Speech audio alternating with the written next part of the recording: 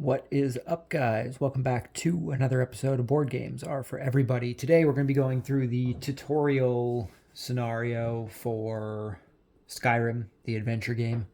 We're going to figure out our camera angle here in a sec once I actually get the board set up.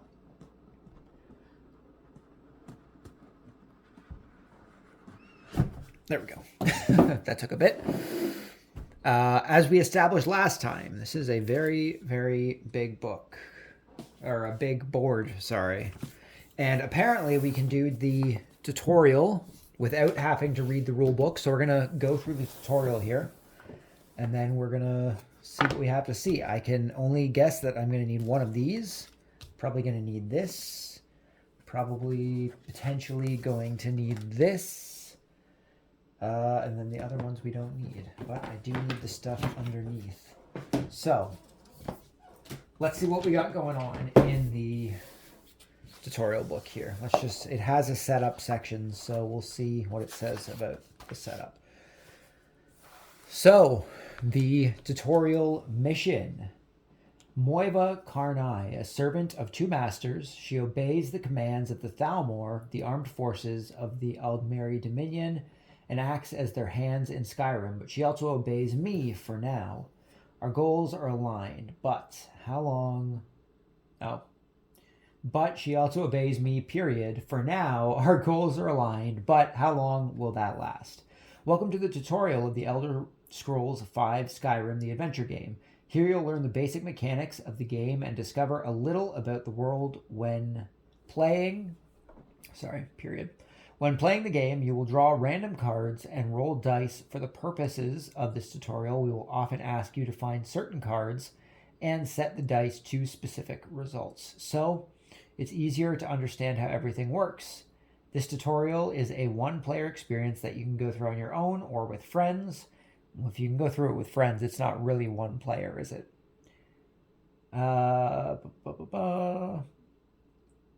It should only take between 20 and 30 minutes and will help make the whole gaming experience more rewarding. Let's start with setting up the game. So it says it should take about 20 to 30 minutes. I don't know if I think they just underestimated my ability to comprehend things the first time I go through them. We'll see how it goes. So, components and setup. Tutorial deck. Each card is marked tutorial. Equipment deck, character cards deck, mud crab and bear cards from the animal deck. I guess the animal deck had its own thing. So, let's get our board here, since we need the board. Although, to be fair, it doesn't say on components and setup that we need the board. Once you got the character and game board, once you have the game board and character board set up, check the rule book pages 8 through 10 and do the following. Okay, let's get our board set up here.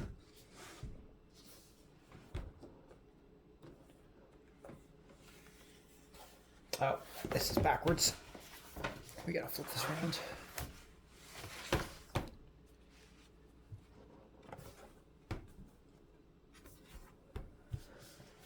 Okay, so this is, I'm going to move this up a bit because I'm going to get my character board down here. I'm only going to guess I'm going to need room for, just trying to find, can I zoom out anymore? A little bit. Might have to do this like super zoom out here. This might be a weird angle, but I need to sit in the middle of the board so that I can reach everything. So I apologize for this weird angle. Enjoy the view of the plants in the background. Okay, so components and setup. We need the tutorial deck. Each card is marked tutorial. One Khajiit player figure. I don't want to be a Khajiit. But that's what it wants me to play as. So I guess we won't need the save stuff because I guess the tutorial isn't going to be saved. Okay, so let's put this over here for the time being. So we need the equipment deck, which I have here. This is my equipment, right? It looks like there's like a bee on that one. This is all anvil. Or maybe they are... Oh, maybe these are like weapons and stuff, and the other one is equipment. Maybe they were two different decks. So this is an anvil, anvil. These are all anvils. These are bees, so I guess the bees are our equipment. So let's... Oh, there's different ones here too. Dragon Bone Mace. I guess you get some of these from doing dragon stuff. Man, there's so many different cards. So much organizing that needs to be done. Okay, so these are all... So I'll go here. These are all dragon ones. And I think these are all the bees. So this must be our equipment deck. That's what it seems. That little arrow, or that little circle up in the top there. I don't know if this is going to focus properly because of this weird friggin' angle. And because we're fully zoomed in, I think it focuses on the back. I can't punch in though. Give me a sec here. I need to go to 1 to make this work.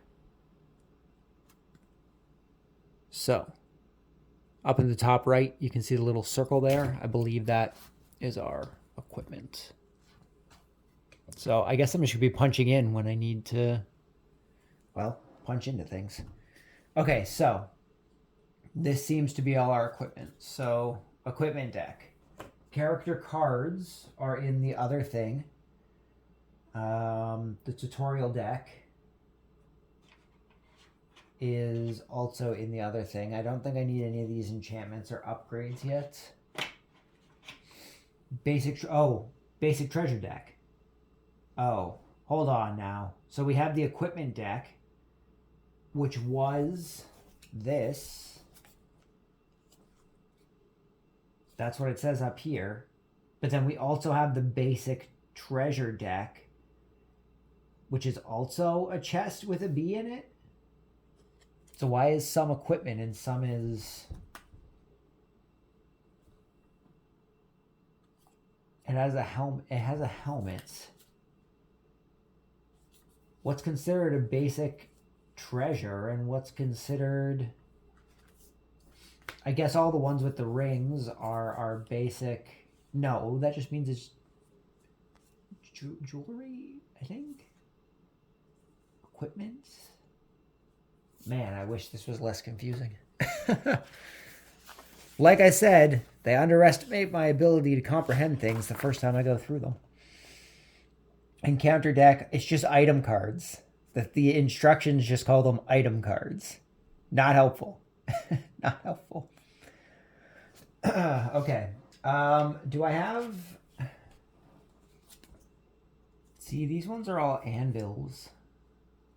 But these also have an order to them. I probably need to order this afterwards.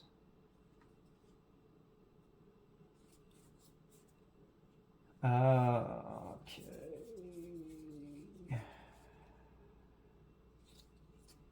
So these all have numbers on them, which means they're probably scenario equipment. These have just the basic anvil on them. So does that mean this is our equipment deck? Because it's literally got the same photo for both. We have our equipment deck and then we have our basic equipment deck. I wonder if that's just a... I wonder if they just messed that up in the instructions here. Because they have the same photo on the back. This is different. This one's different. I think this has to do with the dragons. So I don't think we need to worry about those. But we have our basic ones here. So our basic treasure deck, which is all these guys here. Helmet, yeah.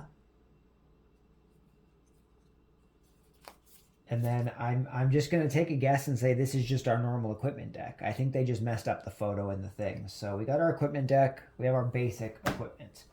Character cards are in the other thing. The mud crab and stuff is in the other thing. We need all of our dice, all of our skill dice, and the enemy die. We're just going to put these up in the sea of ghosts up here for the time being. We need the Khajiit player, which is in the other thing. We need soul gem components, which all my components are in bags. We need plant components, gold, experience, threat tokens, and quest markers. It tells me to take the red one. I am not taking the red one. I am taking the green one. So it looks like this is everything that we need from here, perhaps? No, I'm going to need the cubes and stuff still. So let's just put that there for the time being. I'm going to need quest markers. And I'm going to need my colored quest markers. So it says I need these. It wants me, I need all my other tokens here too. This is pretty much every other token. All our component tokens are in here. We need threat tokens. Those are all in there. And it wants me to play as the Khajiit. Do we need these guys? Character, mud crab, and bear cards. So these are our character cards here. So I take it wants me to take the Khajiit cards since we're playing as the Khajiit. That would make sense. Oh, and look at this. We have the mud crab, and I'm going to take a guess and say the bear's behind it. So mud crab and bear cards. Oh, it's not behind it. There's the bear. Is there more than one?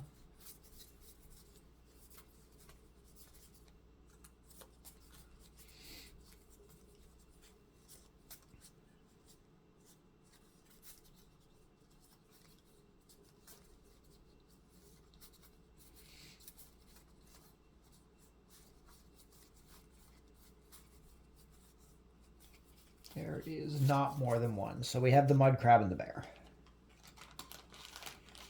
And I think that's all we need. Oh, I need the tutorial deck, which is in here.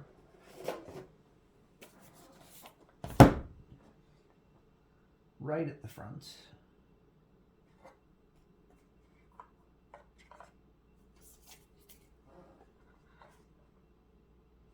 Tutorial 8. And that's one there. So it looks like this is all of our tutorial. 1, 2, 3, 4, 5, 6. Oh, is there supposed to be a 7? Am I supposed to have a tutorial 7? Am I missing tutorial 7? That's not helpful. 1, 2, no, this is where stuff starts. Huh. Oh, is this it?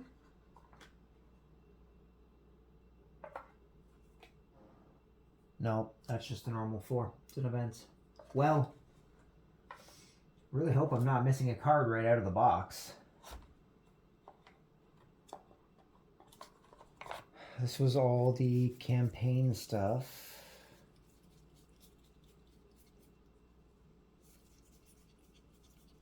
It's not in there.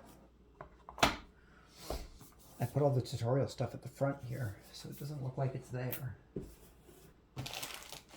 Well, hopefully there isn't a tutorial 7. Hopefully it just skips to tutorial 8. That could be bad.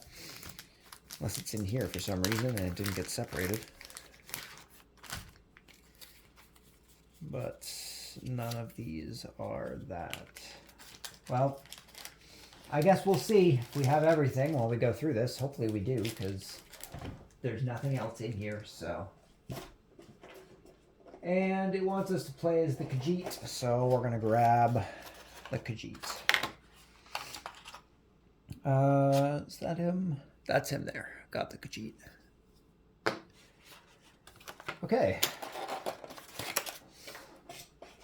So it's only taken us, 15 minutes, and we actually might get started here. Maybe, right? Once you have the game board and character board set up, did it tell me how to set up the character board? Was it supposed to get dice for each thing? Or cubes for each thing, sorry.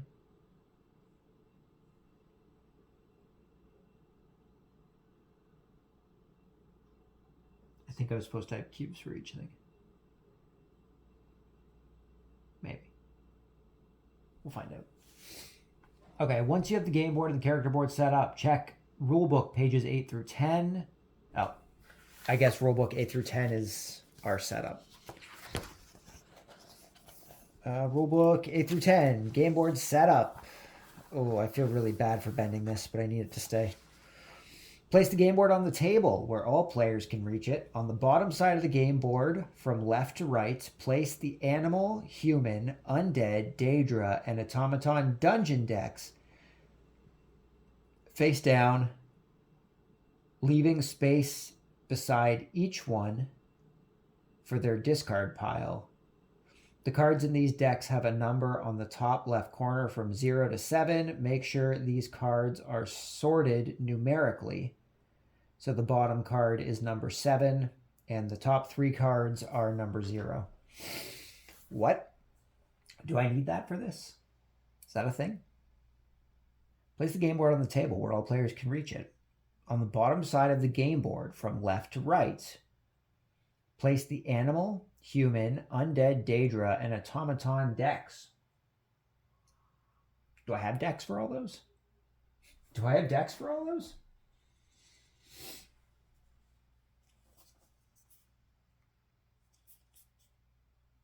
That 1 through 7 is making me feel like I'm supposed to have a 7, though, that's for sure.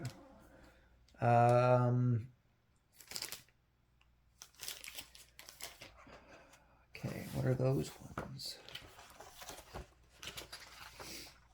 Character cards, item cards, status card, dungeon challenge cards. Dungeon cards, is that what it was?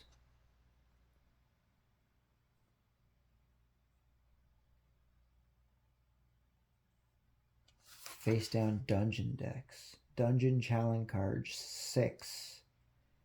Town cards, wilderness cards, event cards, dungeon cards. Oh, that was the mud crab.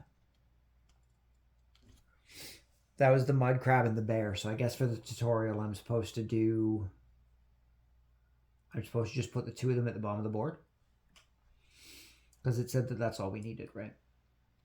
On the bottom side of the game board from left to right, place the animal, human, undead, Daedra, and automaton decks face down, leaving space beside each for discard pile.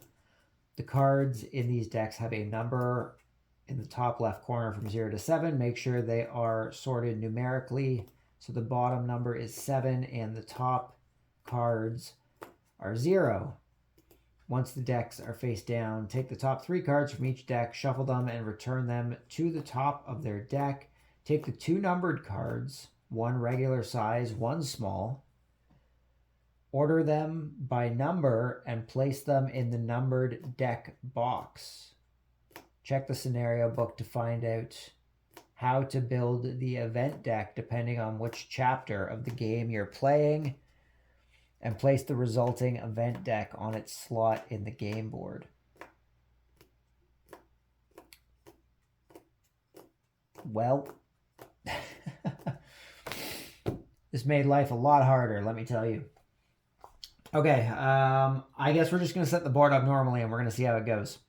So, on the bottom side of the game board, from left to right, place the animal, human, undead, Daedra, and automaton dungeon decks face down, leaving space beside them for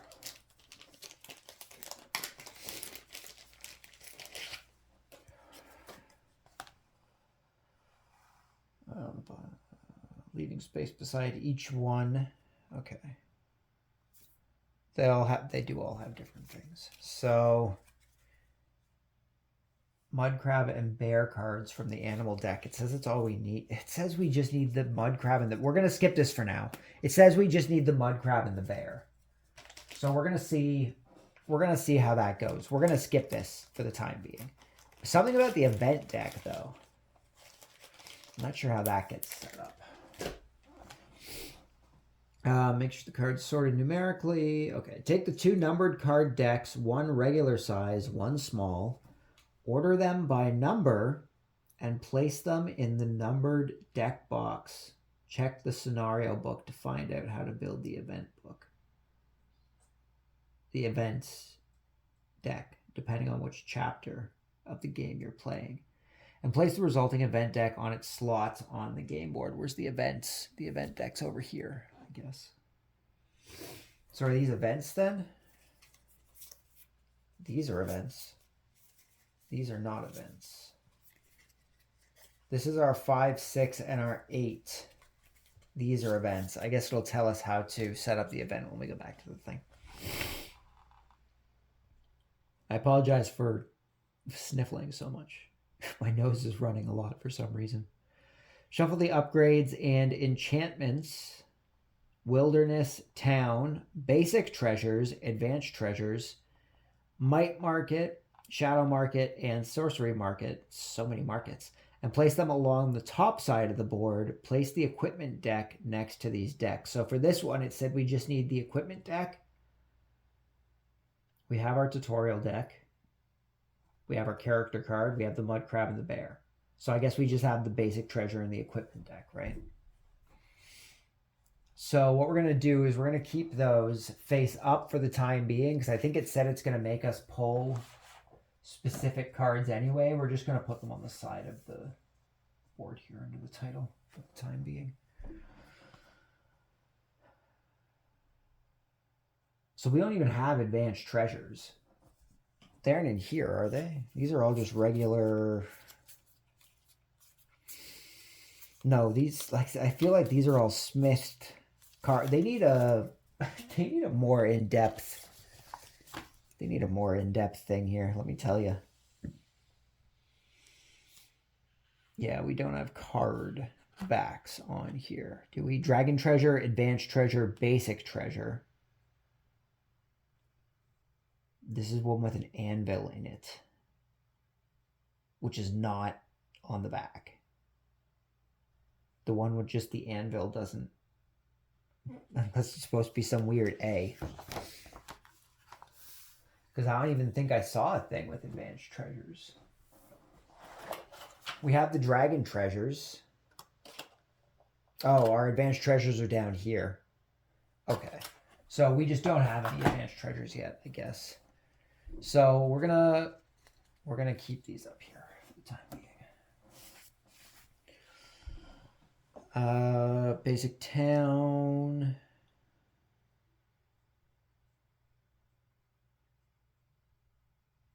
Yeah, okay, so we didn't need any of this other stuff. Place experience, gold, components, ore, plants, and soul gems, armor, monster, and threat tokens together where all players can reach them. We have them all in bags over here. Place the starting player token close to the board. Do I have the starting player token somewhere? I do, right here. I'm the only one playing. We don't need the starting player token. Finally, give each player a character board. Character cards. These cards determine the race of the character. Each race has 3 different special abilities. The first ability can be used in combat, may be used from the beginning of the game, and using it doesn't count as a combat action. The next 2 require the character to learn a skill. For example, the Orsimer gains an additional armor, but only after learning the heavy armor skill. All character cards include the action rest. During combat, any player character can use the rest action to regenerate their, whatever that is, to regenerate their stamina and their magicka by 2 points. It's a good idea to take some time to read the cards and get familiar with them. During the game, many cards will refer to the threat. Whenever that icon appears, players must take a threat token on any cards. Players must place a threat token on any card that accepts them. Threat tokens look like this. We have them over there. The High King. Skyrim is ruled by the 9 Jarls, 1 for each hold. Reigning over all of them is the High King, the most powerful person in the province. The death of a High King is a monumentous event that is bound to bring chaos and disarray to the region. Okay, so it looks like this is our setup, which for the most part we've got, right? Yeah, it's fine. It's good. Character board setup. Each player takes a character card, which we did. the Khajiit, and a player figure, which we did, the Khajiit, which corresponds to the card. This can be done randomly by shuffling the character deck and drawing one card each, or by allowing the players to choose their character and therefore their playing style. Each player takes a Fists, a Ragged Robes, and a Potion of Minor Healing card. If any of the player has chosen to play the Khajiit character, they take the Claws instead of the Fist card. Both Fist and Claws count as two-handed weapons.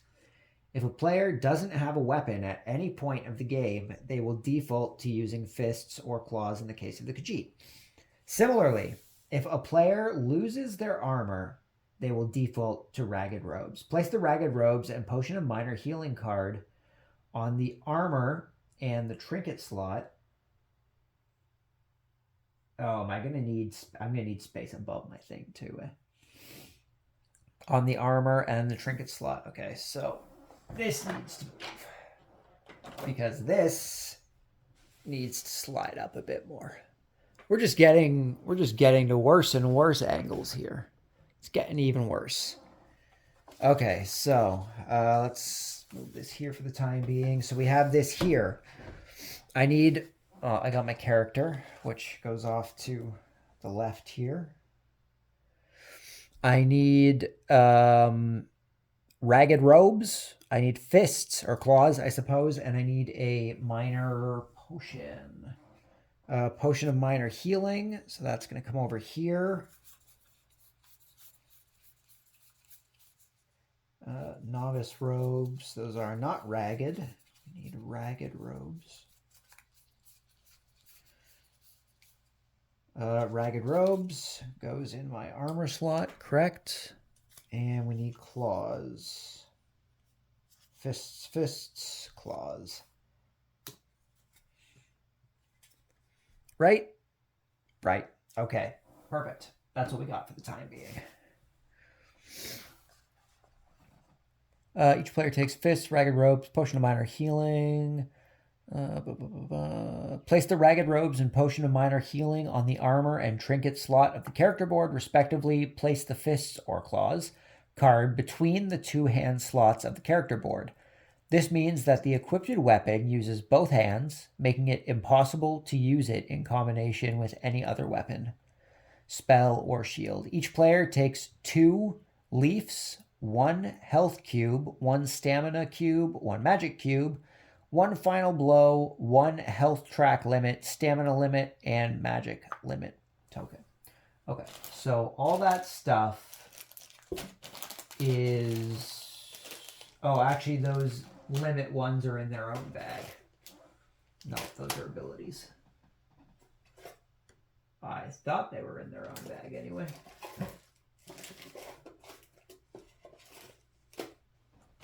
Are they in another bag?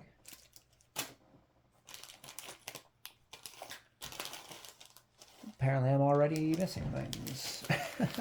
Apparently I'm already missing things. Okay, well, let's track those down last. Oh no, I have them up there. I think they're in one of the trays. So, what did it say? It said we need 3 leaves? 2 leaves. That's gold. This is a leaf. It is a leaf, right? It wants me to take a leaf. So there's 1 leaf. There's 2 leaves. We need our health cube, which our cubes are in here. And here's our track things as well. So we need our final blow token. And we need 1 of each of these. Those can stay there for the time being. So we need a red, a blue, and a green cube.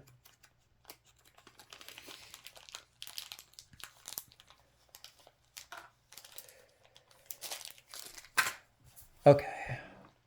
Place the final blow token on the first slot of the armor track. I guess it's the armor track.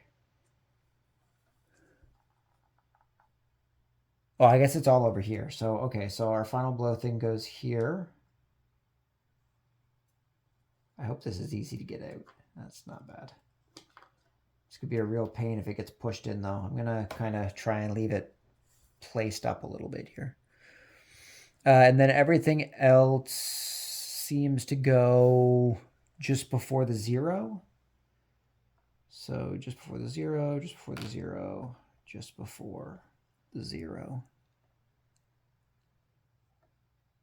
And then these go on the 0.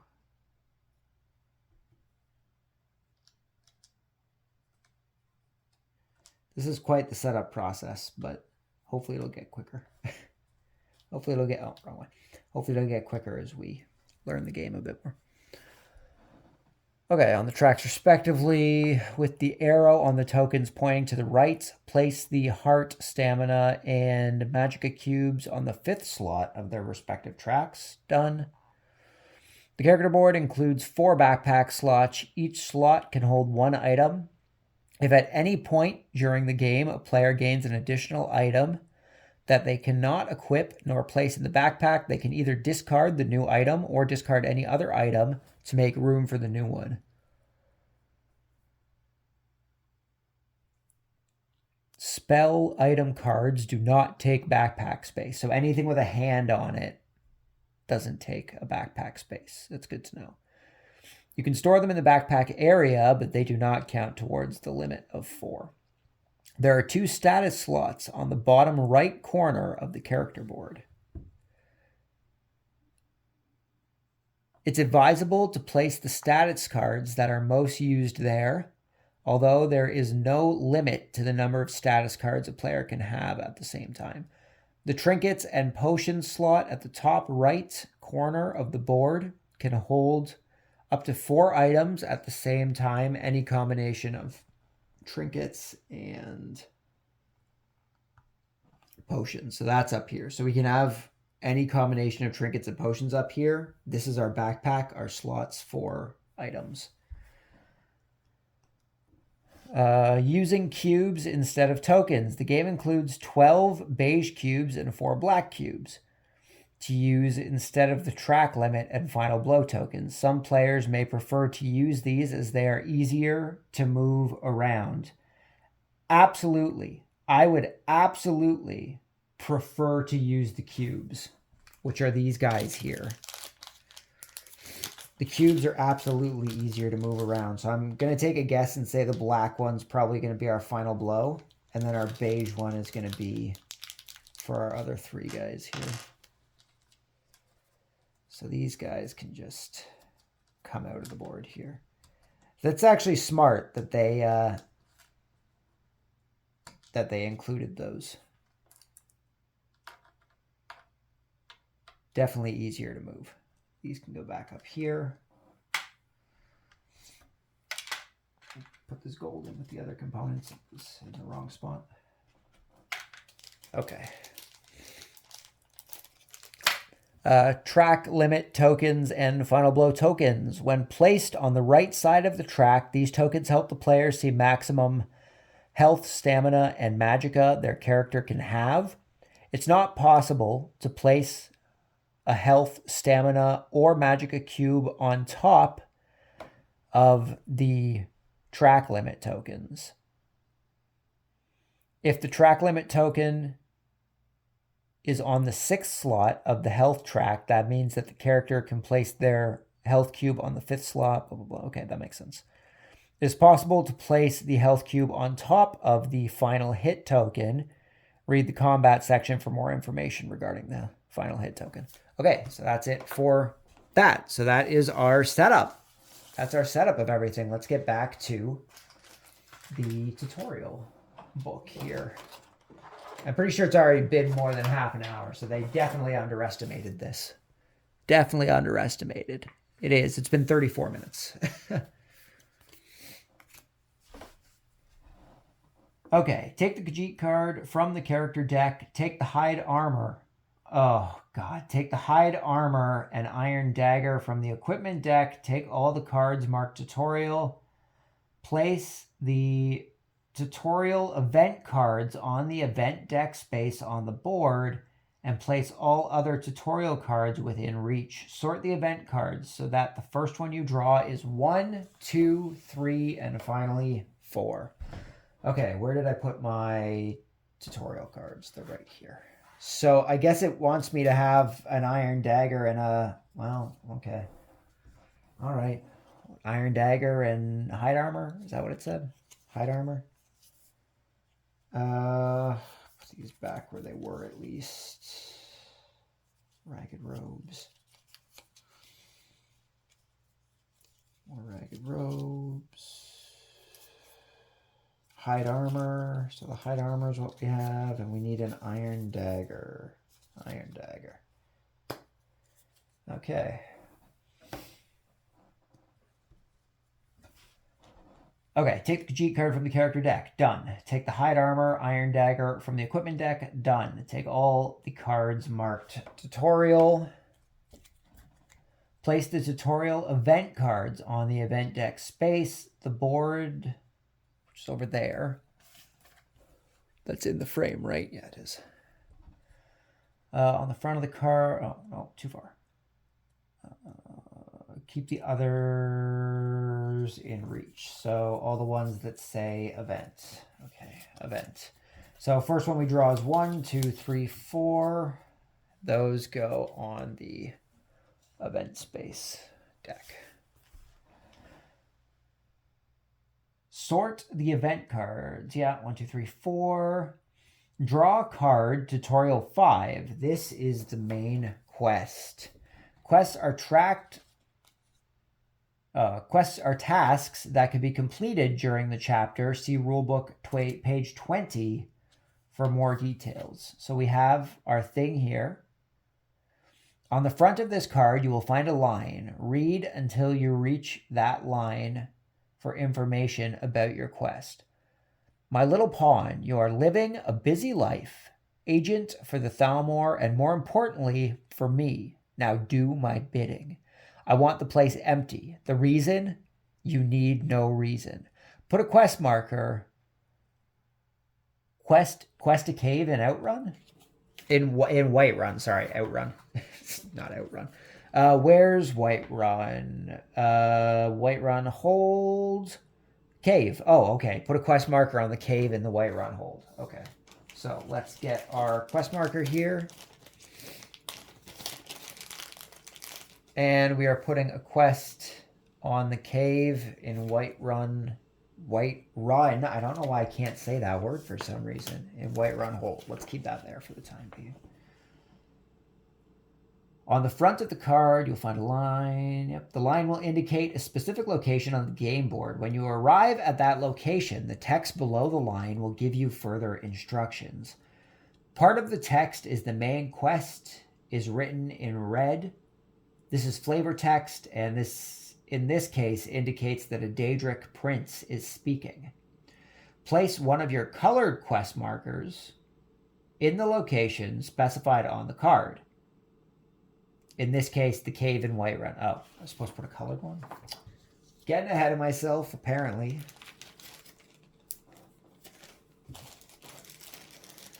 So we're playing as green. We're playing as green. We're going to put a green quest marker on the cave here.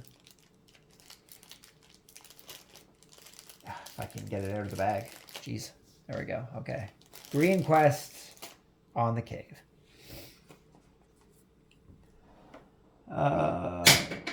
Geez, what was that? Sheesh. That was loud. Sorry about that. Someone fell off the table. Place quest marker. Place the Khajiit figure in Whiterun. We are starting in Whiterun, I guess. Quest markers help you quickly find where to go on the game board. They are sometimes used for other purposes, like tracking progress during a quest. These markers can either be colored, meaning the marker belongs to a specific... meaning the marker belongs to a specific player, or gray, meaning they are meant for any player who reaches that space on the game board. Once a player moves onto a quest marker and resolves their quest there, the quest marker is removed from the game board. Okay.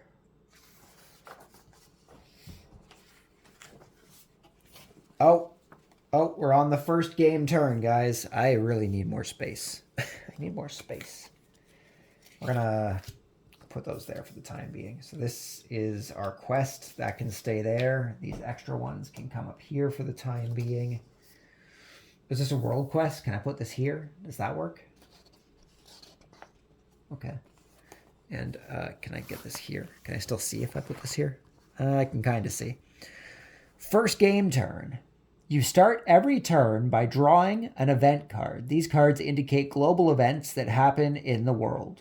Draw an event card. T1, troll threat, and read it. So, draw our event card. Troll threats. World quest. Someone disturbed a group of trolls. They are now on a rampage. Threat. It says there's a threat. And to put a quest marker on the y'all mark. The y'all mark? Up here. On the mines in the y'all mark. Where are the mines in the y'all mark? I guess it would be these ones here. But that's the pale. Maybe it would be these ones here, but I feel like that would be the reach. Well, we're already getting confused. I feel like it would be this one here. Place the event card, T1 Troll Threat, in the World Quest slot. I guess this doesn't go here. We'll keep that there. In the World Quest slot. On the game board, on the top of the game board. The event card is a world quest. Like main quests, these will give you tasks to complete. Unlike main quests, world quests can be completed by any player. Most event cards will add threat tokens. These represent increasing chaos and disarray in the world.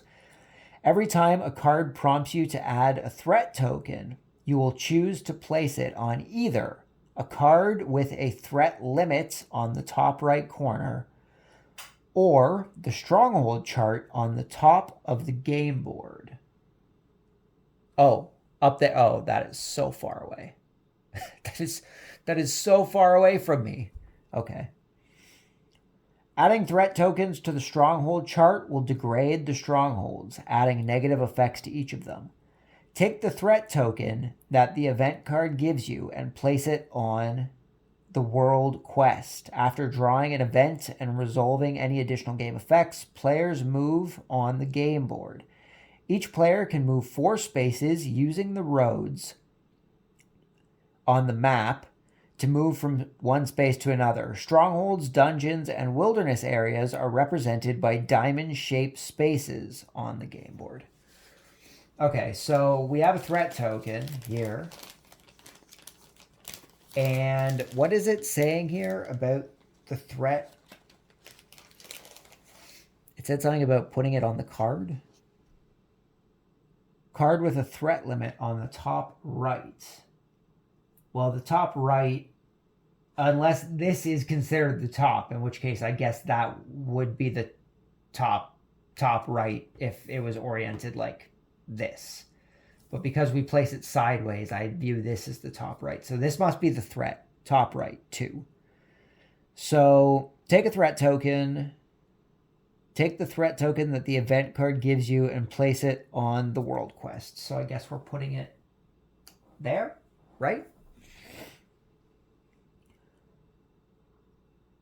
And I guess we also have to put a quest marker on the mines in the All March, which I'm going to say is this one over beside the pale here. It's the closest one to the All Mark.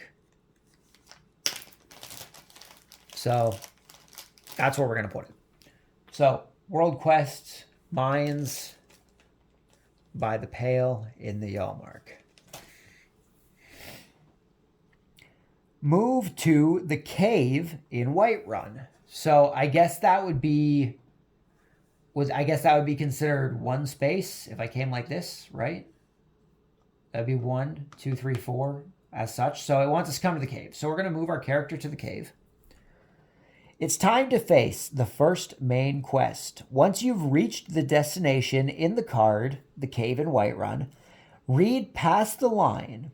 At the end of the card, you will see the objective, clear one cave. This means that you'll have to explore the dungeon and finish it to succeed in this quest.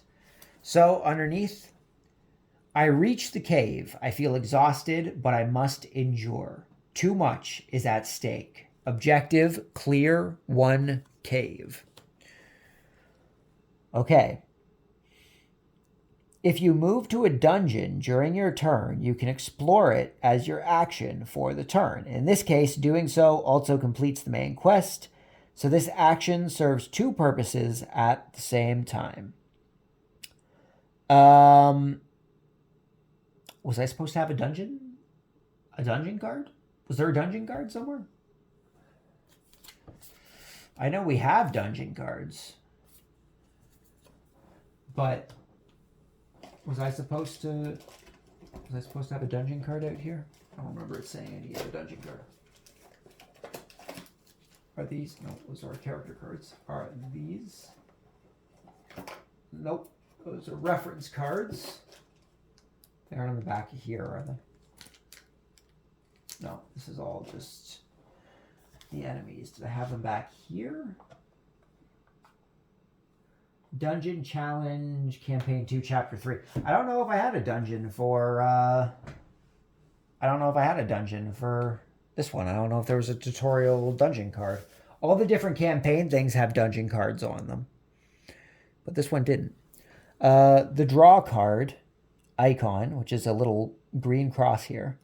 The draw card icon will often appear during the game and means draw. For example, if a card includes the line draw 100, you should draw card 100. Oh, okay, so you take card 100, not you draw 100 cards. If card 100 is not in the numbered deck, you would then need to draw the next card, in this case, card 101. Card 101 is not present, you would need to draw card 102, and so on. Some cards include the draw card icon. This means that you get to draw an additional card and choose from the cards you just drew. For example, if you're prompted to draw a treasure card, which is the ones with the B on it, basic treasure, you would draw two cards, then select one of them to keep and return the other treasure to the deck and shuffle it. Threat limit. Most quests have a threat limit, which means they can take threat tokens. Once a quest has as many threat tokens as numbered in the threat limit, the quest is failed. Okay, I understand. In that case, flip the card and read the failure section on the world quests. On world quests, the failure section is at the bottom of the card. Okay. So we're on this page here now. You would normally draw random enemies depending on the chapter, chapter you're playing. But in this case, find the mud crab and the bear in the animal deck. We did that. Find the mud crab in the animal dungeon deck and place it face up next to the game board. Where did I put those? They're down here. We're just gonna move this for the time being, and we're gonna place it right down here in the corner, down in Hammerfell. That's what we're gonna do. Find the bear in the dungeon deck and place it face down to the right of the mud crab. Place the red armor cube on the second slot of the mud crab's armor track. Place a red armor. Oh, okay, I have to place a red armor cube. Oh, down here. Okay. Where did I put my cubes? They're up here.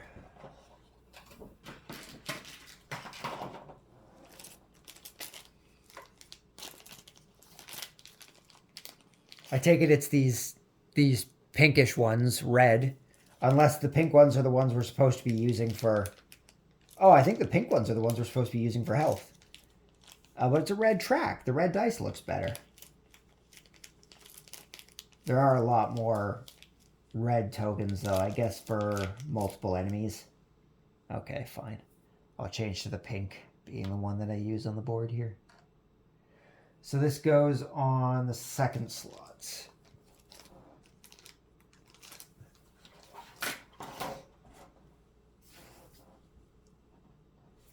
Okay. Players begin combat with the Sneak Awareness Ambush phase, explained in full on page 25 of the rulebook. Okay, I guess we're going to page 25 of the rulebook. Any player can choose to sneak up on an enemy as long as they are not wearing heavy armor or using a spell to do so. Moiba has light armor and a dagger equipped, so she can sneak. Okay, I guess we're going to page 25. Dungeon setup. Each chapter of the game has its own dungeon challenge card. This indicates which enemy the player will face when exploring different types of dungeons. In this case, you will not use a dungeon challenge card. Instead, you will face 2 animal enemies. Okay, we're going to page 25 of the rulebook. Off to page 25.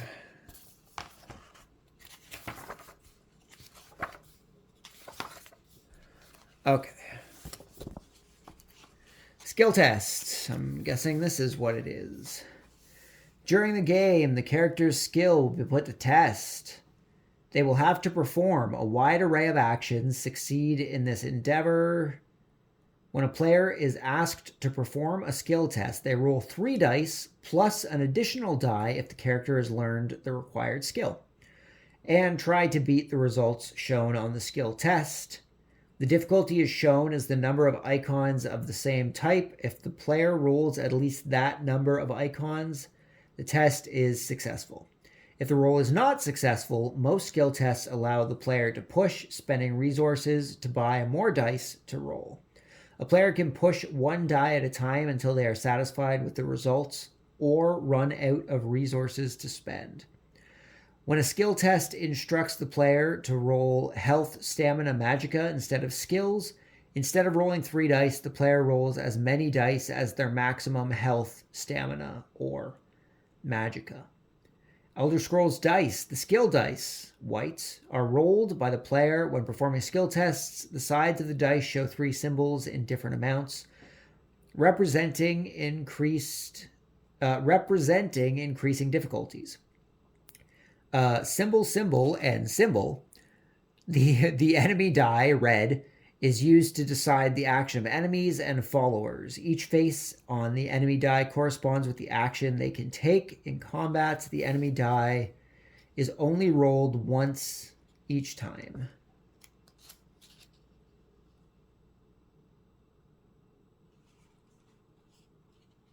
Seeing if that encounter skill test countdown.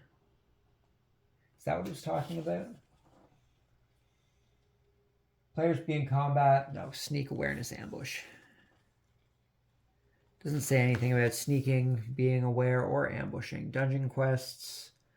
Some quests will prompt the players to draw a dungeon. Success and failure. Choice matters. Well, I guess it... Oh, no. Sneak awareness ambush. Combat. This is page 29. This is page 29 tutorial book, not page 25. Wow. Wrong page. Page 29 for anyone wondering. Sneak awareness ambush. Some characters have the tendency to sneak upon the enemies. This can be a very powerful strategy capable of ending many combats before they even start. Sneaking works like any regular skill test with the difficulty indicated in the encounter card. After the sneak icon.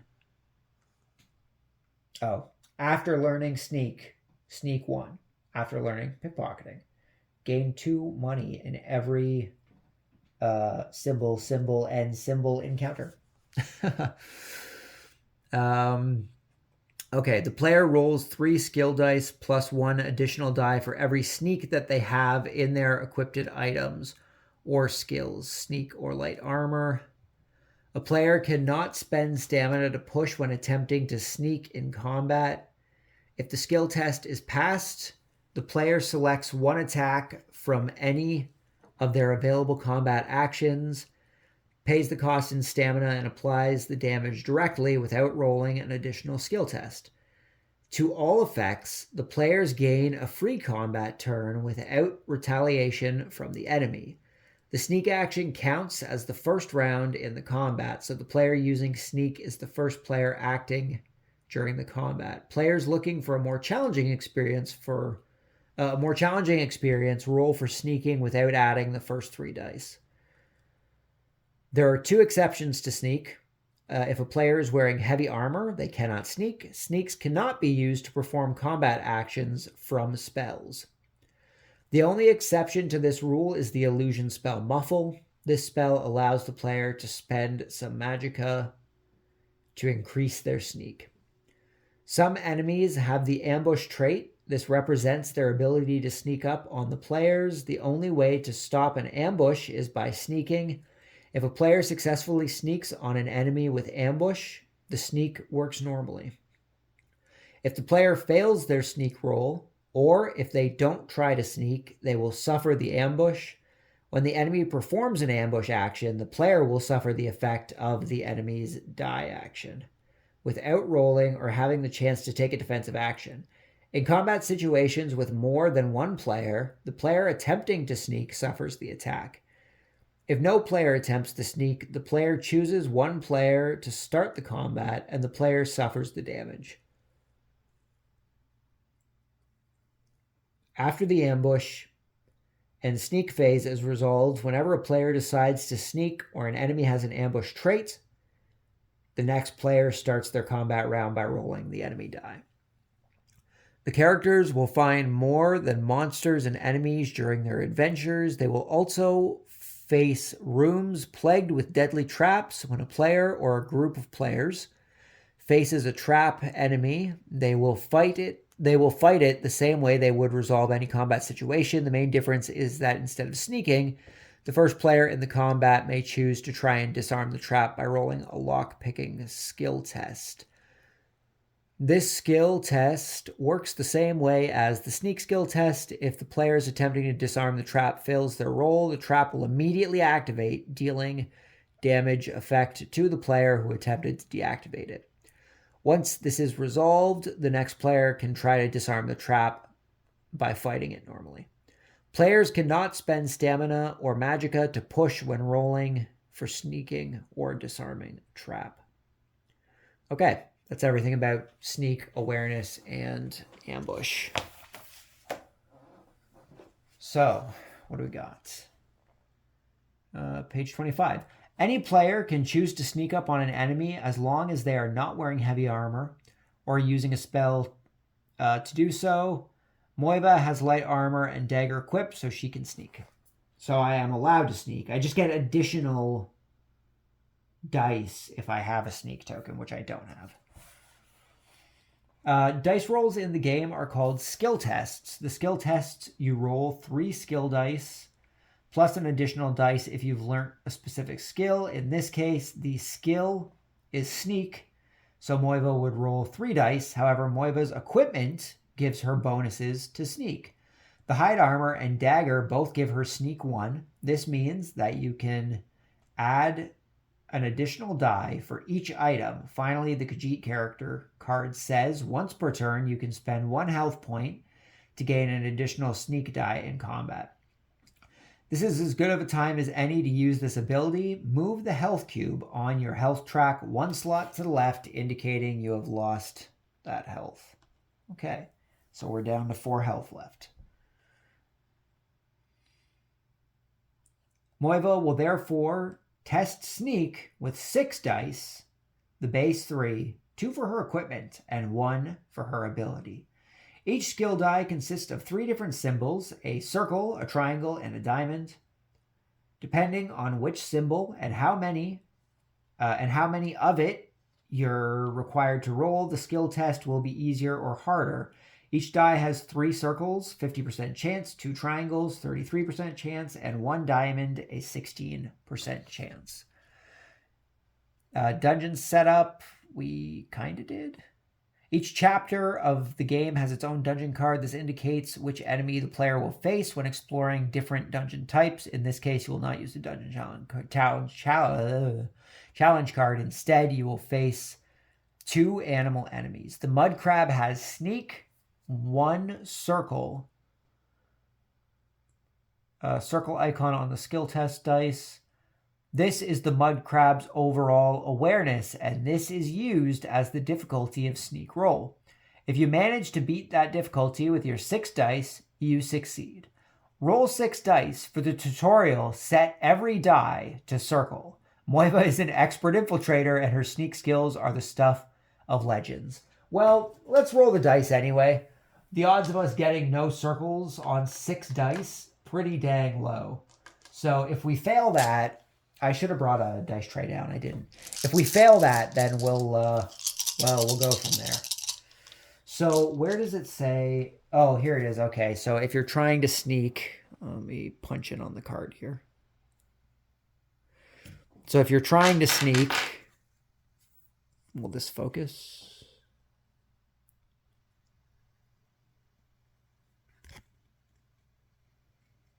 On the sneak section there, you can see it has 1 circle. That's how many, too far. That's how many sneak things we need to get in order to pass him. So we're going to roll our 6 dice.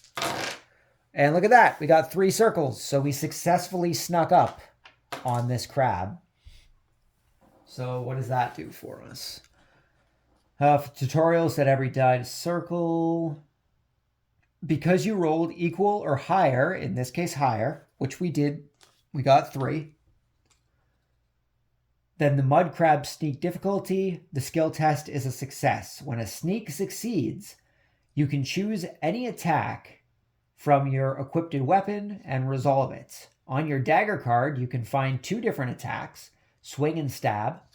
Attacks in the Elder Scrolls V Skyrim, the adventure game, usually have a cost. Each time you attack, you pay the cost before you make the attack. To the right of the attack, you will see the damage you will deal. Swings deal 1 light damage and stabs deal 2 light damage. Also, in the sneak line of the iron dagger, you can see the sneak attack deals double damage. As the mud crab only has 2 hit points in heavy armor, 2 hit points of heavy armor, you can instantly defeat it by using your stab attack. 2 light damage times 2 for 4 damage. But couldn't we also do our swing? Is that what it said? No, it said our stab. Couldn't we also do the 1 times 2? That would do 2 damage to it, right? As the mud crab only has 2 points of heavy armor, you can instantly defeat it by using your stab attack, 2 light damage times 2 armor track.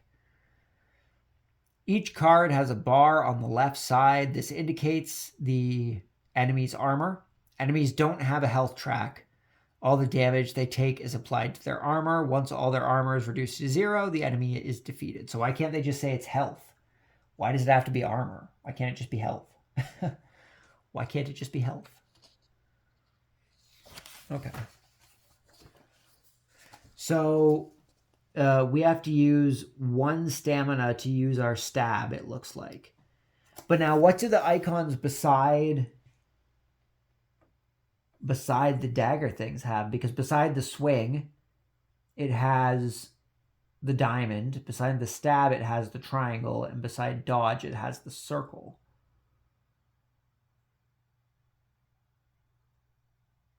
Well, whatever. In any case, it says it wants us to use the stab, so we're going to be using 1 stamina. Even though that's unnecessary, we could use the swing, and it would be fine. It's unnecessarily making us take damage. Okay. Spend 1 point of stamina and attack by moving the stamina cube on your stamina track 1 slot to the left. Remove the heavy armor token from the mud crab card. After defeating an enemy, you reap the rewards. These are listed at the bottom of the enemy card. Okay, so he died. He did. Goodbye, mud crab. We murdered you. And we gain 1 experience for defeating this mud crab. So where are my resources here? We're going to gain 1... oh, no, that was a plant. I thought I had the experience in my hand. We're going to gain 1 experience for defeating that mud crab.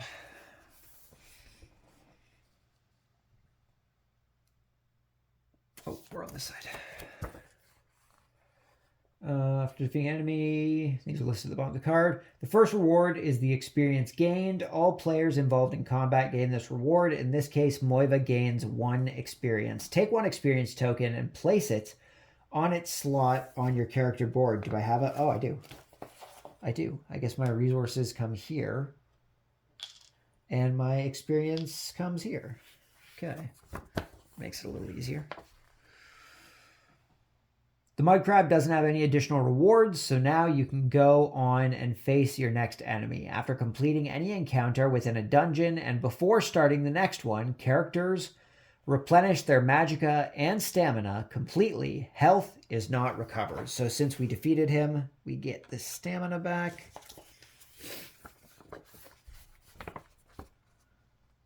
Receive the point of stamina you spent. Flip the second dungeon card, the bear, face up. Place a yellow armor cube on the 4th slot of the bear card's attack track. It has an attack track? So what's the difference? What's the difference between attack and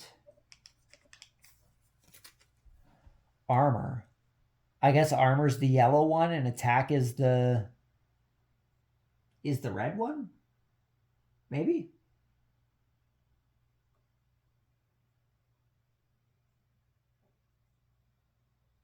Well, it said to put a yellow cube on the 4th slot there. So we're going to put a yellow cube on the 4th slot. So this is the attack track, number 4. Okay.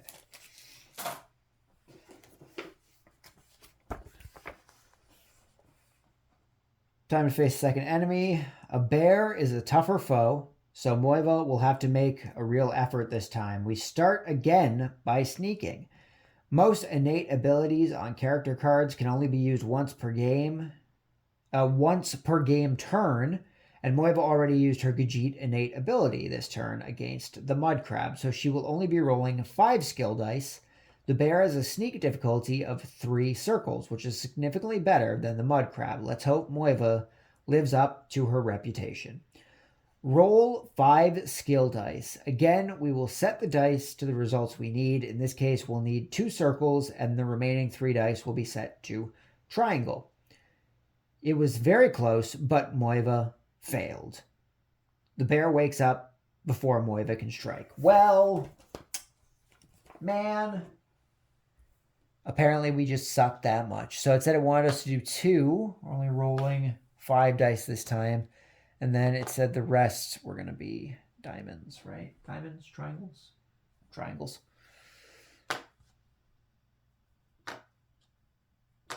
Okay.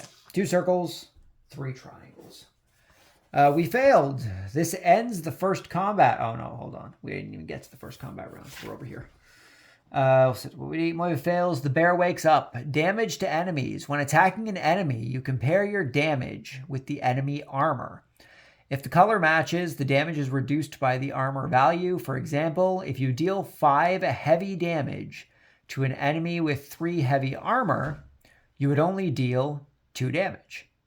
That damage is taken from the enemy's armor of the corresponding color. If the enemy's armor would block your attack entirely, the armor track is still always reduced by 1. If the enemy doesn't have an armor track that matches the color of your damage, the enemy takes full damage to an armor track of the player's choice. For example, if an enemy has 3 heavy armor and 2 light armor, so I guess the bear had, that's what it is. Okay, so the red token is heavy armor, and I guess the yellow token is light armor. And 2 light armor, and the player deals 5 magic damage. They can choose whether to reduce the red or the yellow damage to 0. Any remaining damage is lost. During combat, after the sneak awareness ambush phase, each turn starts with an enemy action. To do this, roll the enemy die. Roll the enemy die. The result of the die tells you which action the enemy will use. The enemy card contains a list of attacks. Some of them have more than one icon listed. If any of the icons listed in the attack is rolled, the enemy will take that action. For example, if the skull and the axe icon are listed in their swing attack, rolling either of these icons will result in the enemy using that action. For now, set the enemy die to the axe side. This means the bear will attack Moiva using its crush attack. The damage on the right side of the crush action is 2 heavy damage. As Moiva only has 2 light armor, she will suffer full damage of the attack. So it wants me to, let's see if we can actually roll the axe. We didn't, we rolled the swords. So it wants us to set it to the axe. And as you can see on the card here, if we just zoom in, as you can see on the card here, the axe makes him do his crunch attack for 2 heavy damage. And because we only have light armor, we're going to take the full 2 damage, I suppose. So that's going to put us down to 2 HP. That's bad, right? That's a bad thing. Right now, your health is nearly full, so you can afford to suffer some damage. Slide your health cube down 2 slots to the left, representing that damage. Now you'll attack your enemy. Choose an action from your Iron Dagger card. Let's start with the stab attack. First, spend 1 point of stamina by sliding your stamina to the left. If I could get it out. There we go. By sliding your stamina cube 1 slot to the left, then roll a skill test. In this case, the one-handed skill would give you an additional die, but alas, Moiva hasn't quite mastered this skill yet, so you'll only roll 3 dice instead. We'll set the roll to 3 circles. The difficulty of the stab action is 1 triangle, so the attack has failed. So that's how it works. You have to roll the proper stuff in order to make it work. So we did get 1 triangle. So it wants us to set it to 3 circles.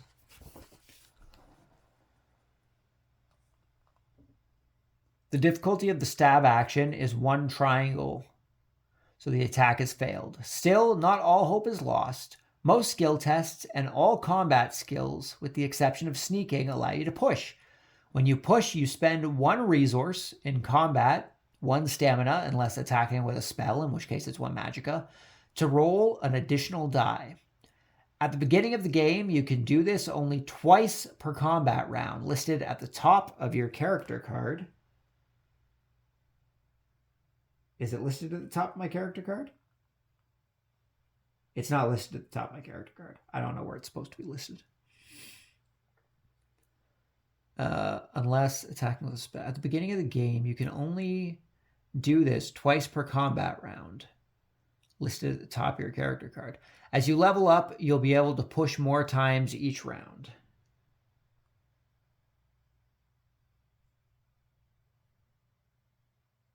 But it doesn't say that. It doesn't say how many times I can push. Unless it's on the back here. No, it's not. Well, unknown. Spend 1 stamina and roll 1 skill test die. We'll set the die to triangle. So we're exhausting another stamina. Let's see if we can actually get the triangle. We did not. We got another circle. So set to triangle. We'll set the die to triangle. Moiva pushed through the challenge and succeeded. The stab attack deals 2 light damage, but the bear has 4 light armor. Because the enemy always takes at least 1 damage, the enemy armor is reduced by 1 point. Slide the enemy's light armor 1 slot downwards. This ends the first combat round. Let's start the second combat round with the bear attacking.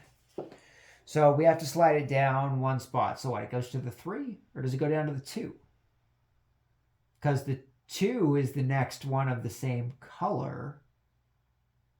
I think it would go down to the 2. Damage to enemies. When attacking an enemy, you compare the damage with the enemy armor. If the color matches, the damage is reduced by the armor value. For example, if you deal 5 heavy damage to an enemy with 3 heavy armor, you would only deal 2 damage. I feel like we read this already. Did I read this already? Oh, I did, because I'm supposed to be over here. I went back to the other page. Okay, spend 1 stamina. Okay. Roll the enemy die. Set the result to a blank, meaning the bear will miss its attack on Moiva. Let's see if we get the blank. We did not. We got the axe. So, set to blank.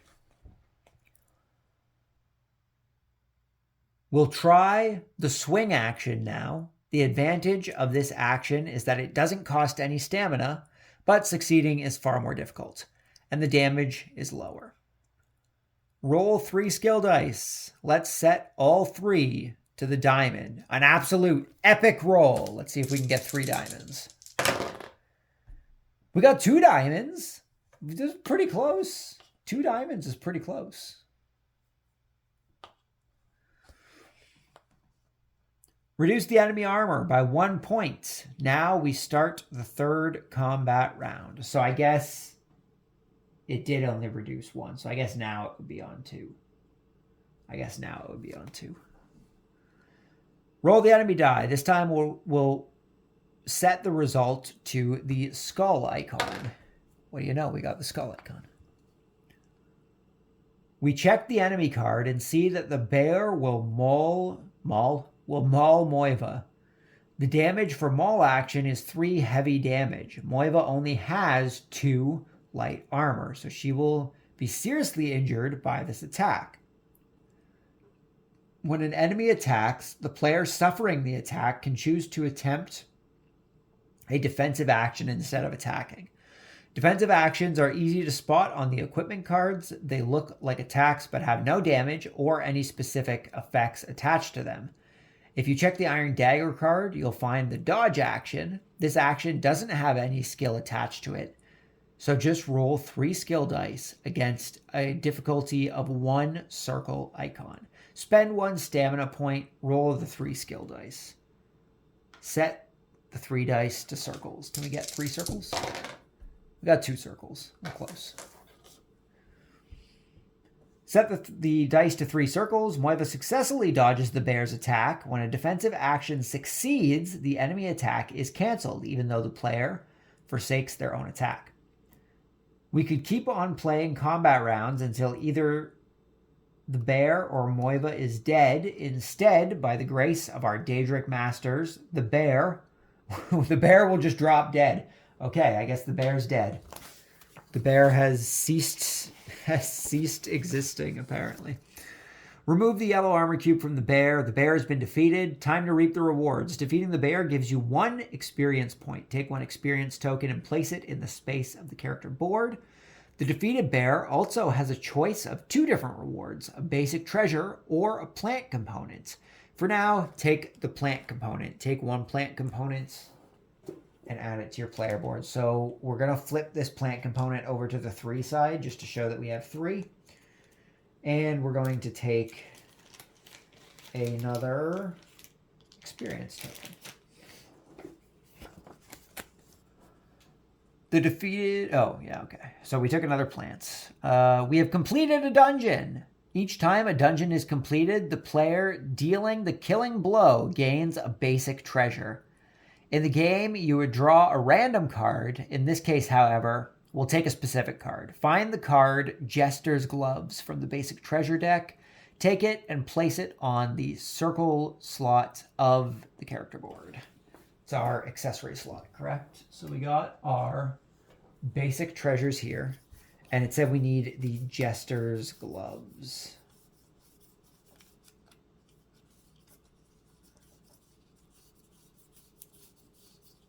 Oh, right at the back. The Jester's Gloves. So we got our potion and we have the Jester's Gloves. The Jester's Gloves will give Moiva a bonus to her sneak, making her even more of a world-renowned master of disguise and concealment. Completing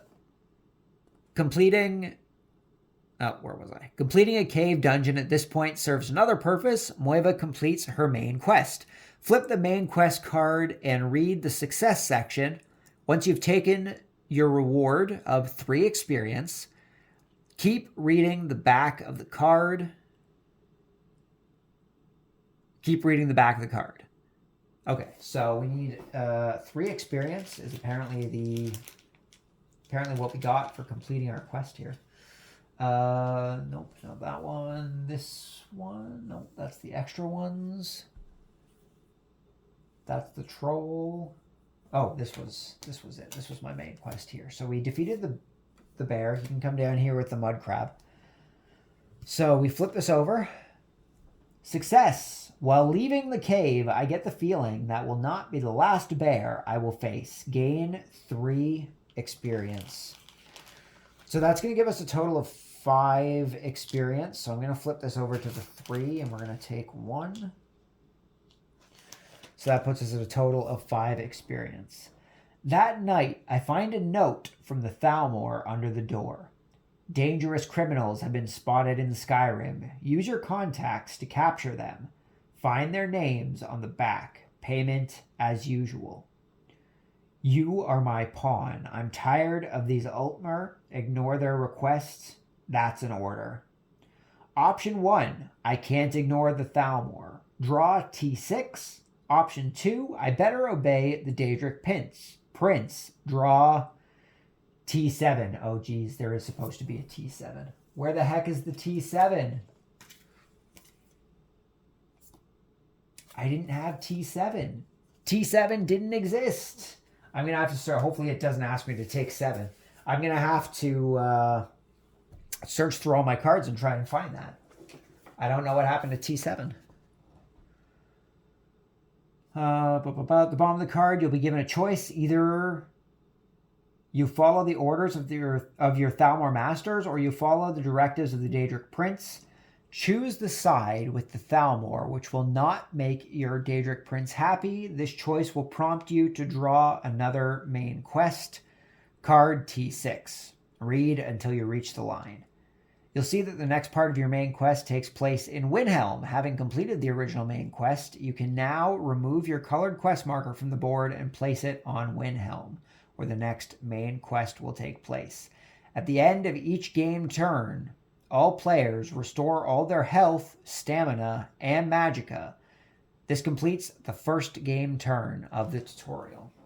Okay, so it said that we're taking 6, which is good, because I don't have the other one. So we have completed this quest here. I can stay there for the time being.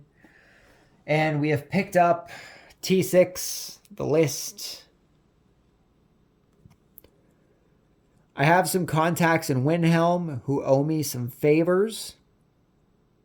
Put the quest marker on Windhelm. So once we get to Windhelm, we will read the rest of that. So we have completed this quest, and our quest is now in Windhelm. Winterhold, Windhelm, all the way over here. Okay.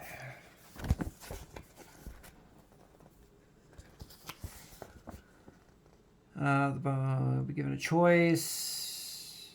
And this is the end of our turn. So I guess we regain all of our stuff. We get all of our stamina back. We get all of our health back. We now move on to the second game turn. The second game turn starts exactly as the first one by drawing an event card. Draw an event card, excess wares, and read it. Okay. We're getting another event. So we have excess. Oh, it focused. Nice. We have excess wares. Recent economic activities had an impact on the amount of raw materials available. When exploring forests or buildings, settlements, Gain 1 additional resource. Also, we have to put another threat thing. So I'm guessing that this is going to go into the active thing, which would make sense. This event is marked as an active event. Did it say active event? It did say active event. Well, I was right. It goes in the active event slot. Place it in the active event slot on the game board. When an event is active, its effects remain in place until another game event replaces it, at which point it's moved to the event discard pile. This card features an icon which represents any components or leaves or crystals, whatever the crystals are. Much like the previous event card, this one asks you to add 1 threat token. Since the world quest is 1 threat token away from being lost, we won't place it there. Let's place it on Stronghold chart next to the symbol which represents solitude. Okay, so we are putting a threat token on solitude, which of course is the one way up at the top. Also realize this is not pulled out all the way, which is probably why it let me focus properly. So I need to stand up here so that I'm not reaching all the way across the camera. So we have to put a threat token onto solitude, which has now made it unstable. Solitude has become unstable. It's no good.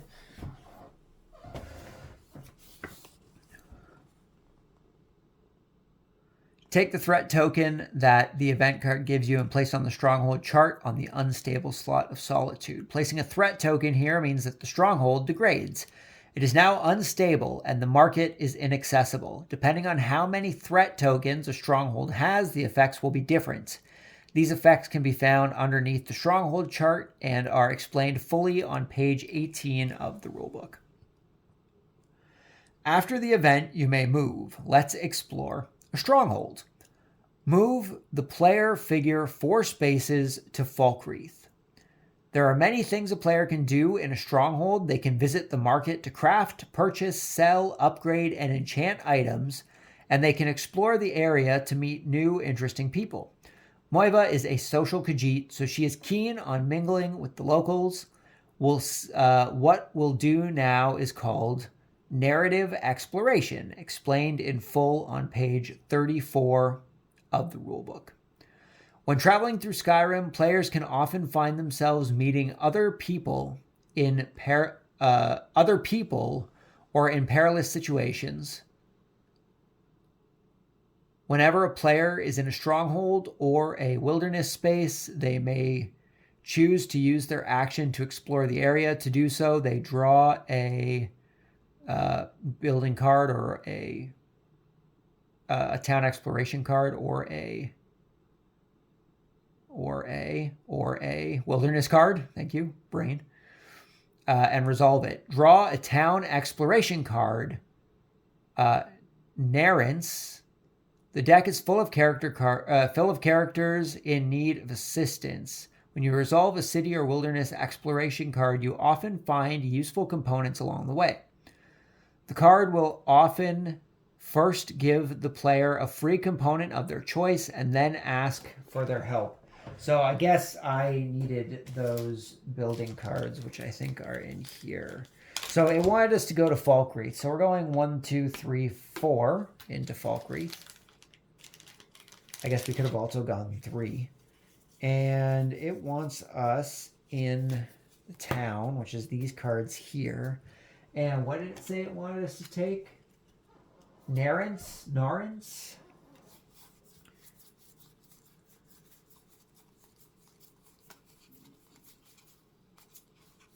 Also right at the back. Apparently all the tutorial stuff is right at the back. Put those back in there for the time being. Okay, so we've got Narrance here. Narrance. Help you out with some criminal? Of course, give me a hand with this project first. Gain 1 resource. Craft a sturdy chain. Okay, so we'll see what that does for us. It says to gain 1 leaf component. So I guess we're getting another leaf. We're getting a lot of leaves. Our Khajiit really likes its leaves, apparently. That's money. That's money. There we go. That's a leaf. So we're getting, this is our 4th leaf. Okay. Most exploration cards also provide an additional personal quest. Having personal quests is useful as they give you a chance to gain fantastic treasures, experience, and they serve as an extra place to put threat tokens, which can really help later on. Furthermore, due to the active event excess wares, you gain 1 extra component, in this case, 1 extra leaf. Gain 1 additional leaf component. Read the card. So I guess we're getting another leaf. So many leaves.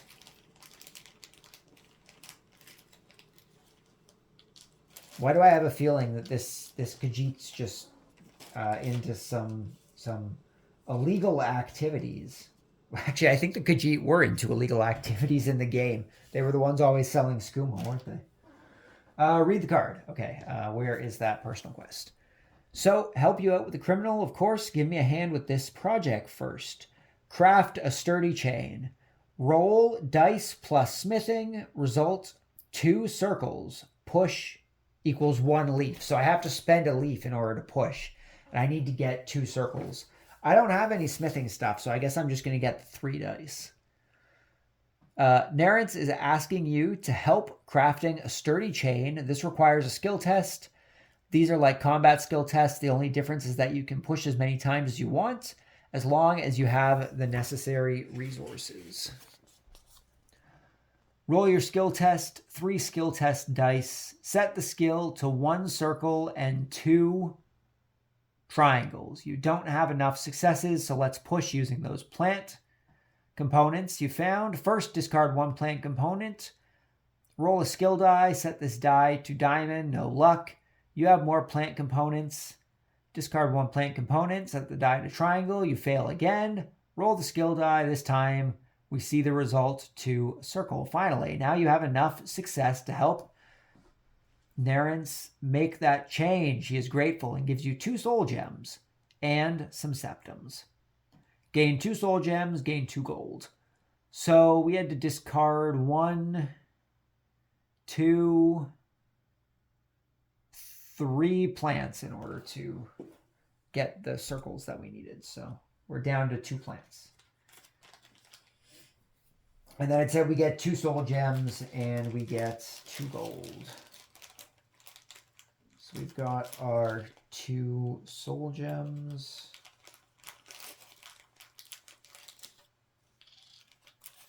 And we get 2 gold, which can go into our gold. I should have separated these differently. I should have separated everything into proper bags.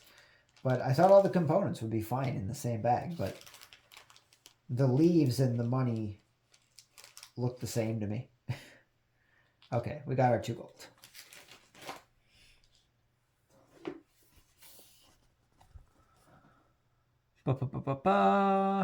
This card also has a line that reads, no card equals draw T8.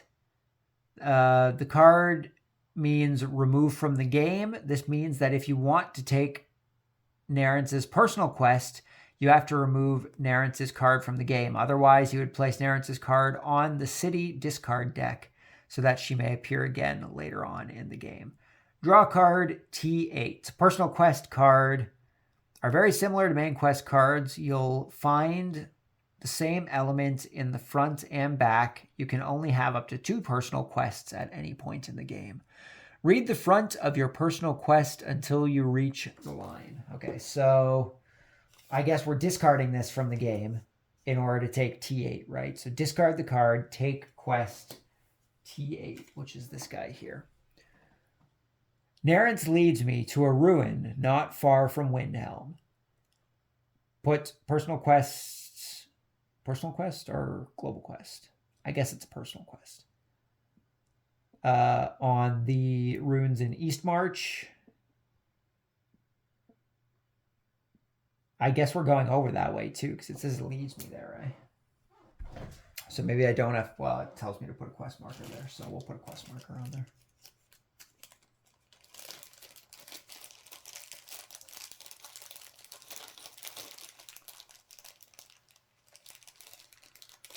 So quest marker, where did it say it was? East March? Where's East March? East March. Oh, there's two different things in East March. Does it matter which one? I guess it doesn't matter which one, huh? I guess we'll put it on this one. There's two of them. We'll put it on the south one. We'll put it on the south one unless it tells me otherwise. Read the front of your personal quest until you reach the line. Place one of your colored quest markers on the rune space in East March. As there are two different spaces in each march, you get to choose which one you want to go to. Okay, perfect. Place your colored quest marker on the southernmost space in East March. Oh, I did it! I did it without even knowing. You now have two different objectives represented by your colored quest markers. However, you are still exploring Falkreath. Whenever you are in a stronghold, you can explore the market, buy, sell, craft, upgrade, and enchant items, all in the same turn. We will try to enchant our dagger to make it more effective. Check your iron dagger item. At the bottom, you'll see the enchantment price is 2 soul gem components. This means that by paying these components, you get to draw one card from the enchantment deck and apply it to your item. If you have more components, you can pay 1 additional soul gem component to draw another card and choose from. And so on until you're satisfied with the results. See rulebook page 40 for more details. Right now, we only have 2 soul gem components, so we will only draw 1 card. Spend 2 soul gem components, return them to their stack. Find a muffle enchantment in the upgrades. In the enchantment deck. So I guess we did need the enchantment deck. So I guess we were actually supposed to set it up fully properly based on the front of the thing there, not just necessarily what the instructions told us we needed. Did it tell us we need the enchantment deck? I don't remember, honestly. It might have told us we needed the enchantment deck. No, it didn't tell us we needed the enchantment deck. Okay, that's okay. Our enchantment cards are right here. So it wants me to get Muffle. Enchantments and upgrades. Oh, geez. That's a lot of enchantments and upgrades. Is it also at the back? No, Soul Trap's at the back. Resurgence, Fortify. Sword Magicka, Fortify.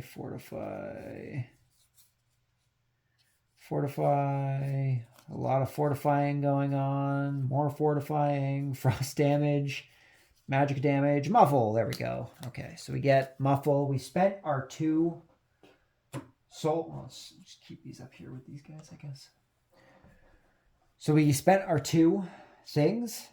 And what? I guess this just gets equipped to our dagger. Like such.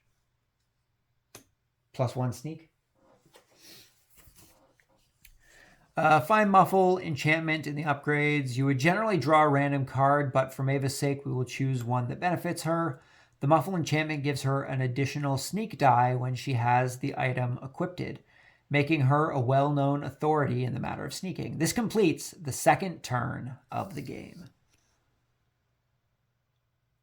Yep, so it does just go on top. Oh, our quests go off to the side here, eh? Our quests go off to the side here. So this was 5, which we completed this one. So I guess that would go to the back. And then we have the list, which is T6. And we have T8. I wonder if it didn't give us T7 because it tells you not to choose it. Maybe that's why there wasn't a T7 card. I'm gonna have to look through my cards and see if there's a T7 card, but I'm curious if that's the reasoning behind it. Okay, so this is the end of turn number 2. I guess we're going on to turn 3 here. This is much bigger than I thought it was. We only have a couple pages here left. Third game turn. Draw an event card, Daedric Influence. This is an instant event, rulebook page 15. It is resolved immediately and placed in the event discard pile afterwards. The event prompts you to add 1 threat token to each quest. You have 1 main quest, 1 personal quest, and 1 world quest. Each one of them will now receive 1 threat token. This is a problem for Moiva. The world quest Troll Threat already has a threat token, and its threat limit is only 2. By placing this threat token, the quest is failed.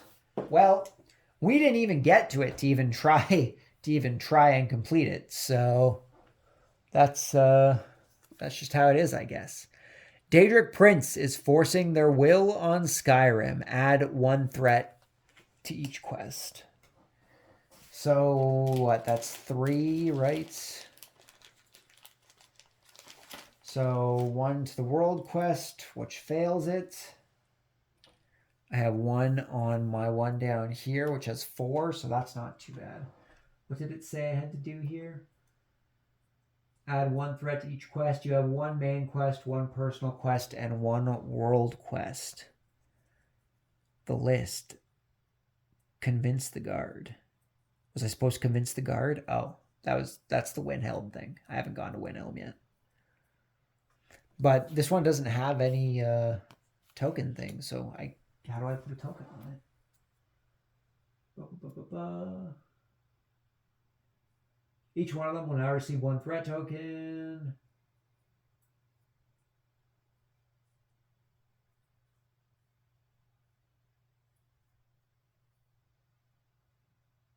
Sorry, I was just reading ahead a bit here. Okay, well, I guess it said to put it on the personal quest, right? So I guess we're putting it on the personal quest, even though it doesn't have a tracker. Maybe it doesn't do anything because it doesn't have a tracker. Read the failure section for the world quest on Troll Threat. Place a troll token on any forest space. Do I have a troll token? What's a troll token? Am I gonna have to get troll miniatures? The failure section prompts you to place a troll token on the game board. As the card says, you can put that token in any space on the game board. I lied. I know what the troll token is. I'm not an idiot. Where did I put those? Those are in here, I think. They're somewhere. It's the bag that has all the enemies in it. There it is. So I need a troll. So where's that troll going? It's going to the wilderness space in the Reach. Troll. The Pale, the Rift, the Reach. The Reach. It's going right here.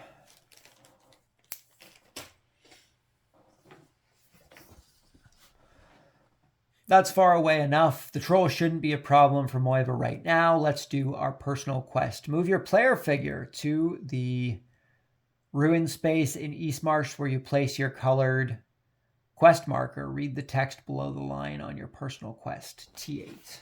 Okay, so we're going 1, 2, 3, 4. We've made it to the ruins where our personal quest is. So T8.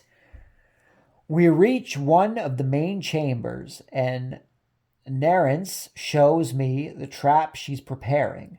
I need help lifting this so I can hang it on that hook. Objective: lift the cage. Roll stamina. Result: 3 triangles. Push is 1 leaf. This personal quest involves a track test. These work like any regular skill test. However, instead of rolling 3 skill dice, plus bonus for skills, you roll as many dice as the maximum points you have for a specific track. In this case, it's stamina. Track test, Moiva has 5 maximum stamina, so you roll 5 dice. So we get an extra 2 dice here. Roll the 5 skill dice. The difficulty is 3 triangles. So far, we've been mostly adjusting the rolls to cards to Moiva's favor. It's time to show her that the world can be hostile and challenging. Set the dice to 5 diamonds. 1 roll in a million. Unfortunately, an absolutely useless one in this case. You do have 2 plant components and so could push. However, you need 3 successes and could only achieve 2. As a result, you fail Narence's quest. Damn. This may have consequences in the future. For now, flip the card T8 and read the failure section. Okay, so we lost, apparently. We failed this quest. I'm going to take a guess and say that still stays on there. Failure. The cage is too heavy for me. We managed to attach it to the hook, but it seems unstable, almost dangerous. Threat token. Narence decides to test her trap on one of the criminals I mentioned earlier. Seems like a good idea to me. I guess that's if you succeed. Okay.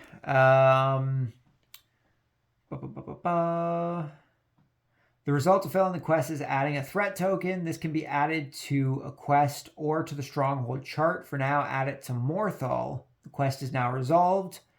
So it is discarded and the quest is now resolved. Remove your colored token from the ruin in East March. This is the end of the 3rd turn. So we remove our quest token. It said to put a threat token onto what was it, Morthal? So I now need to get up once again so we can put a token onto Morthal without reaching all the way across. So once again, unstable, Morthal taken up.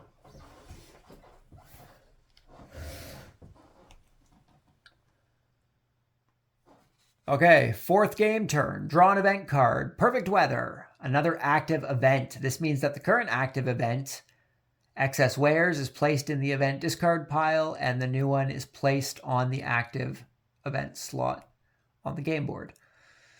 The effect of this event will continue until the card is discarded. This is a pretty good card, so now is the perfect moment to attempt to complete the main quest. I thought we completed the main quest. I thought our main quest was going to the cave to beat the bear and the mud crab, but I guess it took us to Windhelm. Okay. So it's, what did it say it wanted us to do? Oh, right. We discard this because it's, I guess our threat token also gets discarded. Or no, sorry. I'm going to leave that there because it was failed. This gets discarded because the new event card. Perfect weather. The mild temperature lifts the spirits and makes every task easier. Once per game, turn. Oh, didn't mean to knock the camera. Once per game, turn gain cube when rolling a skill test. So I guess it allows us to switch a dice roll. Also, I don't know why my camera just got very dark. Oh, there we go. It readjusted. I don't know why it got really dark all of a sudden. And then it said to move over to Windhelm. It's time to attempt the main quest. Read the contents of the card after the line. Another skill test. This time we'll let you roll on your own. Oh boy.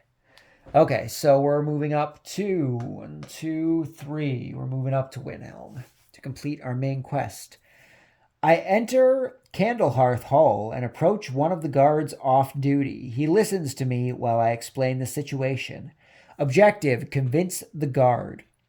Roll 3 dice plus speech. We need to get at least 2 circles. Roll your skill test, 4 dice, 3 dice, plus 1 due to the perfect weather. Oh, it gives us extra dice. Oh, okay. So I gain an extra dice. That's pretty nice. And we need to get at least 2 circles in order to succeed, which we did. We got 4 circles. Okay, cool. Result, 2 circles. So what? I flip this and we go from here. Success. He agrees to honor my request. He also seems eager to do what I ask. I give him the list. Gain 3 experience. I'm just going to take a 3. So we gain 3 experience.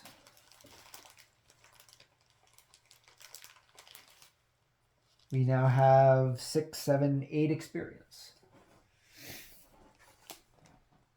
Difficulties 2, not too hard. Should you fail the roll, you can push using your money tokens. You have 2 of these, you could push up to 2 times. Once you've rolled, flip the card over and read either success or failure section of the card. Congratulations, you've finished the tutorial. This tutorial has given you a quick overview of the main mechanics of the game and an introduction to the story. But there are more rules that apply to the full game. We recommend reading the rulebook before playing the full game. But for those of you who want to dive right in, make use of the reference guides to give you an overview of the most important mechanics. Well, we did it, guys. We did it. Next time we're going to go into the adventure scenario book. But yeah, that was the tutorial scenario. That only took us, 2 hours. Definitely not the half an hour that the book said it was going to take, but that wasn't too bad. It's pretty good.